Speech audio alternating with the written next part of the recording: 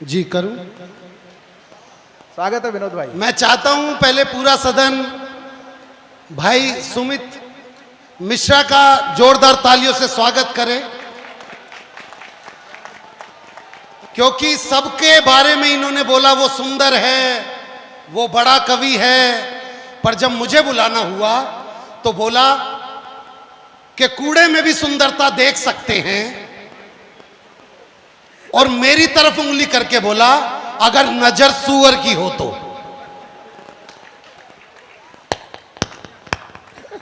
और मेरे को बुलाने के लिए जिस जोक को इन्होंने सुनाया उसमें भैंस की शक्ल भी बजा दी।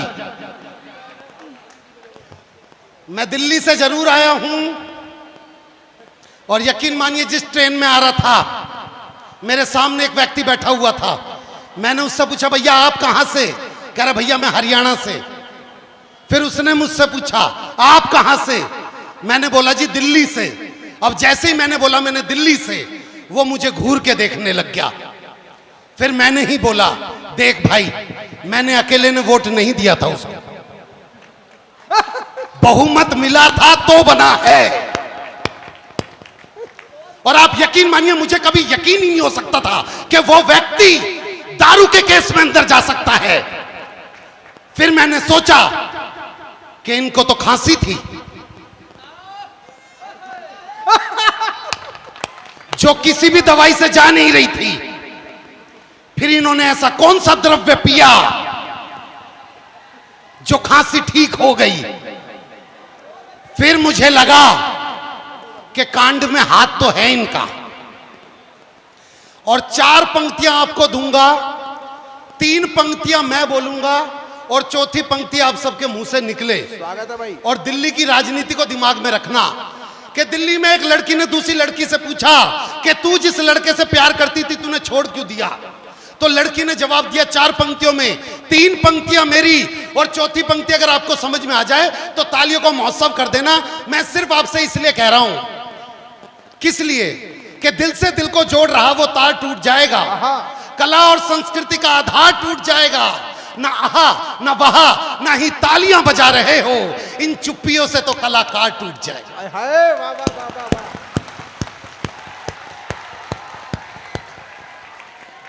तो एक दिल्ली की एक लड़की ने दूसरी लड़की से पूछा 3 पंक्तियां मेरी, चौथी आपकी, समझ में आ जाए तो तालियां बजाना। बस दिल्ली की राजनीति को दिमाग में रखना। स्वागत है भाई। दिल्ली की एक लड़की ने दूसरी लड़की से पूछा भाई तू जिस लड़के से प्यार करती थी तूने छोड़ क्यों दिया? लड़की ने जवाब दिया कर्जे में उसका एक एक बाल निकला, कहां का धनी था वो तो कंगाल निकला, और मैं ही थी जो मोदी की तरह गरजती रही वो तो खांसने वाला। आप बहुत अच्छा सुन रहे हैं कि आपके लिए चंद कतरे लहू के लाया हूं, मुरझा गया हूं पर फूल खुशबू के लाया हूं, और आप लोगों को तालियां बजानी ही होगी। मैं घर से पत्नी के पांव छू के आया हूं। घर जाके फिर छू लेना किसके? अपनी पत्नी के। भाई साहब का मजाक उड़ा रहे थे, बताओ वो काली टोपी पहनी है। आप भाई साहब सस्ते अन्नू अवस्थी हो, ये रे ओरिजिनल वाले आ जाते हैं लोग, कोई बात दिक्कत। देखो हर लड़के के जीवन में 3 गाने आते हैं भाई साहब। पहला गाना हर लड़के के जीवन में आता है, हो एक लड़की को देखा तो स्वागत भाई।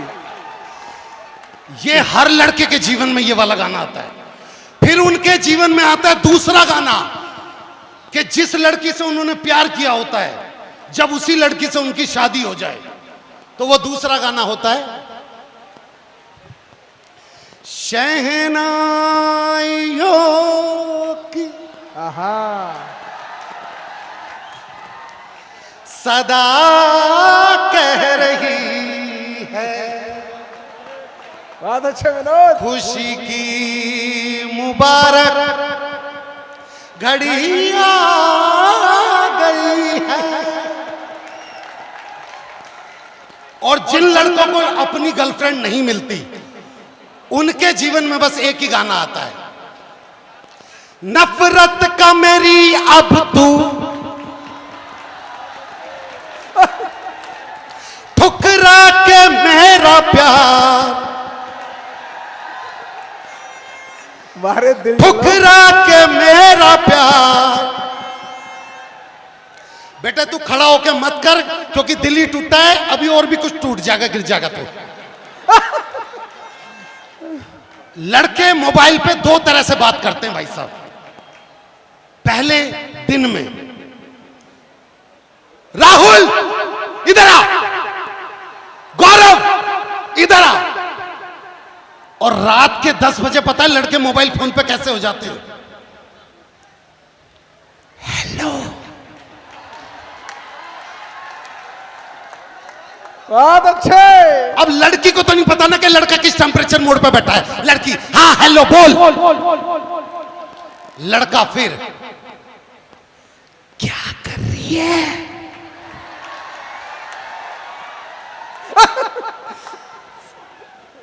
लड़की फिर वैसे खाना खा रही हूं।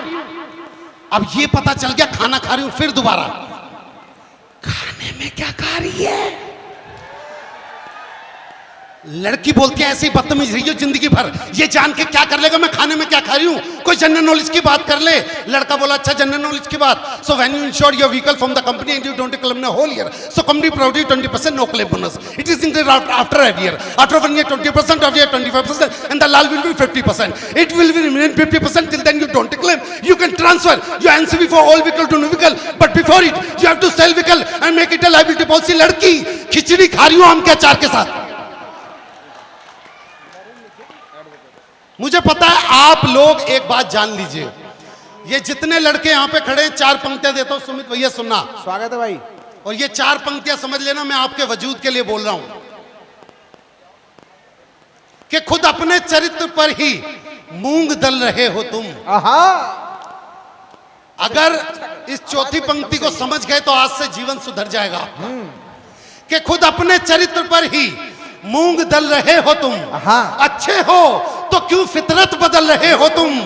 अगर एक लड़की तुम्हें देख के रास्ता बदल रही है तो ये जान लो कि गलत रास्ते पे चल रहे हो। वाह, जिंदाबाद, वाह वाह वाह वाह। यह है मऊरानी पर, अच्छी पंक्तियों पर भी बढ़िया दाद देते हो, वाह कमाल है आप लोग, वाह वाह जिंदाबाद। भाई साहब बद्दुआएं बदल गई यार।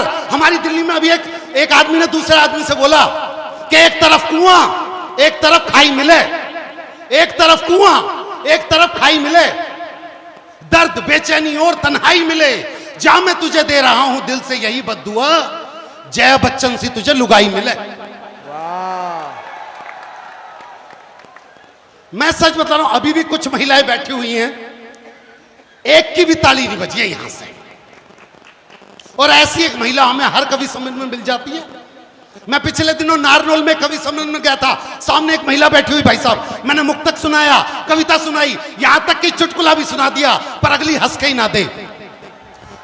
आखिर में मैं नीचे उतर के गया, मैं पैरों में बढ़ गया, मैं कहा बहन जी अब ताली क्यों नहीं बजा रही? बोली तेरी शकल मेरी सास से मिलती।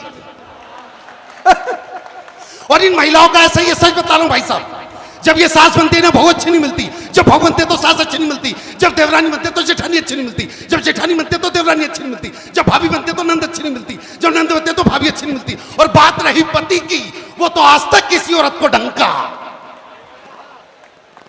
हरिद्वार की तरफ 2 बसें जा रही थी, आगे वाली बस में सारी सास, पीछे वाली बस में सारी बहुएं, तो सास वाली बस खाई में गिर गई। देखो ये बहुएं हंस रही हैं, ये दूसरों के सुख में अपना सुख तलाशने वाली हैं। तो जैसे ही सास वाली बस खाई में गिरी, बहू वाली बस में एक बहू ने रो रो के, हो मेरी सास, हाय मेरी सास। सबने बोला ओहो तू तो बहुत प्यार करती थी। कह रही ना मेरी वाली तो आई ना। बहुत अच्छे। मैं बतला दूं भाई साहब, मैं मऊरानीपुर में दूसरी बार आया हूं। नरेंद्र चौबे जी कहां पे खड़े? मैं मऊरानीपुर में दूसरी बार आया हूं। पहली बार मैं यहां के थाने में आया था और उन लोगों ने मेरी कविता सुनी, इन लोगों ने जो किसी की नहीं सुनते। हाँ। उसके बाद इन्होंने मुझे पेमेंट भी दी। उस दिन मुझे पता चला कि यहां की पुलिस देती भी है। इन्होंने मुझे खाकी कलर के लिफाफे में पेमेंट दी। अब मैंने देखने के लिए कि पुलिस वालों ने कितने पैसे दिए, उस लिफाफे का छोटा सा कोना फाड़ा था। पीछे से एक पुलिस वाले ने मेरी गुद्दी पकड़ ली, बोला बेटे सरकारी कागज फाड़ दिया।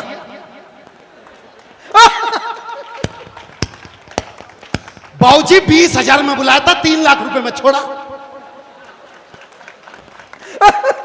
मैं सुमित ओरछा मेरे बीच में बैठा। भाई साहब, मैं इस व्यक्ति की दिल से बहुत इज्जत करता हूं, क्योंकि जब ये 12वीं क्लास में था, ये लड़कियों के कॉलेज के बाहर जाके खड़ा हो जाता था।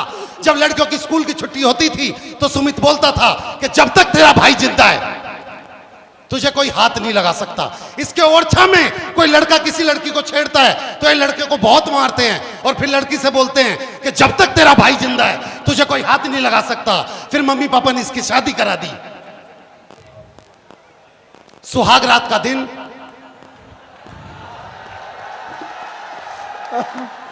घूंघट उठाया और आदत से मजबूर, जब तक तेरा भाई जिंदा है तुझे कोई हाथ नहीं लगा सकता।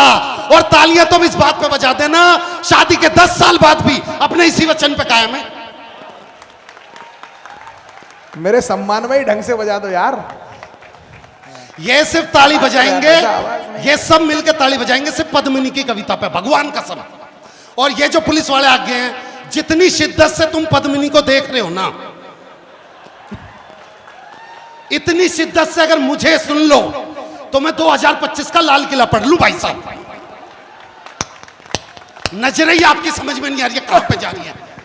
अच्छे आप सुनना भाई साहब, मैं बता दूं, और मेरे को सच में आज पहली बार पता चला यार, महारानीपुर के मतलब आदमी, शादीशुदा आदमियों में भी कितना दिमाग है। हमारे को जिस होटल में ठहरा रखा था भाऊजी, उसी होटल के बाहर से एक औरत की वो अर्थी जा रही थी, उसका पति उस अर्थी के आगे रो रहा था, मेरे बगल में पद्मिनी खड़ी हुई थी, तो वो आदमी रो रहा था, बोला अरे 7 जन्मों के बंधनों को तोड़ के, अरे 7 फेरों की रस्मों को यूं ही तोड़ के मुझे छोड़ के कहां चली गई तू। तो पद्मिनी ने बोला यार ये अपनी पत्नी से कितना प्यार करता था, अगर इसका मोबाइल नंबर मुझे मिल जाए तो फिर मैं अपनी बात बना लूं। ये बात उस रोते हुए आदमी के कान में चली गई। अब उसने अपना रोना बदला, अरे 7 जन्मों के बंधनों को तोड़ के, अरे 7 फेरों की उन रस्मों को तोड़ के, अरे मुझे छोड़ के कहां चली गई तू। अब बता कौन मेरे मोबाइल नंबर 981174 0094 पे फोन करके पूछेगा कि मैंने खाना खाया या नहीं खाया।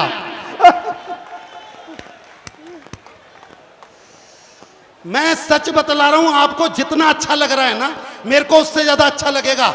मुझे इस वक्त यह लग रहा है मैं मंच का राहुल गांधी हूं और मोदी बना सकती है सिर्फ आपकी तालियां। क्यों? क्योंकि सावन में जो पेड़ खोखला हो जाता है, पतझड़ में वही पेड़। देखिए मेरी एक बात भाई साहब, ये पीछे जितने भी लड़के हैं और जो उस तरफ होके कूदने की कोशिश करें, मेरी प्रार्थना है वो प्लीज जरा शांत नीचे बैठ जाइए। आपकी जान ज्यादा कीमती है किसी भी चीज से, क्योंकि सावन में जिस पेड़ पे घोंसला हो जाता है, पतझड़ में वही पेड़ खोखला हो जाता है। और हाथ पे हाथ रख के बैठने वालों, आपकी तालियों से किसी का हौसला हो जाता है। भाई जिंदाबाद। मैं राहुल गांधी की बात करता भाई साहब, पिछले दिनों वो भारत जोड़ो यात्रा में आंध्र प्रदेश चले गए। आंध्र प्रदेश की भाषा किसी की समझ में नहीं आती, तो वो आंध्र प्रदेश में भाषण देने के लिए राहुल गांधी जी भीड़ में से निकल के आ रहे थे। तो स्टेज की तरफ आते इतने में एक आंध्र प्रदेश की महिला खड़ी हुई और राहुल गांधी जी के सर पे हाथ रख के बोली येंडू वरकिने तुम्बा। तो अगला तो उत्साहित रहता ही है, स्टेज पे आके बोला बस बस, अब की बार हमारी सरकार को आने से कोई नहीं रोक सकता। एक अम्मा ने मेरे सर पे हाथ रख के बोला है येंडू वरकिने तुम्बा। तो नीचे से एक आदमी बोला भैया ये तुमसे कह रही है, बेटा तुमसे कुछ नहीं हो पाएगा। बेटा तो बेटा माँ की बात सुनो। माँ एक जगह पे भाषण दे रही थी कि हमारे बंगाल में जो खड्डे हैं वो गुलाम नहीं आजाद हैं। पीछे से भाषण लिखने वाले ने बोला मैडम ये लाइन यूं है कि हमारे बगल में जो खड़े हैं वो गुलाम नबी आजाद हैं। हालात वहीं के वहीं हैं, लेकिन मैं आपसे बस एक कविता का मन मांगता हूं भाई साहब। सुमित भाई मैं चाहता हूं आप बस मुझे कविता का मन दे, एक बार जोरदार तालियां बजा के मुझे आदेशित कीजिए भाई साहब।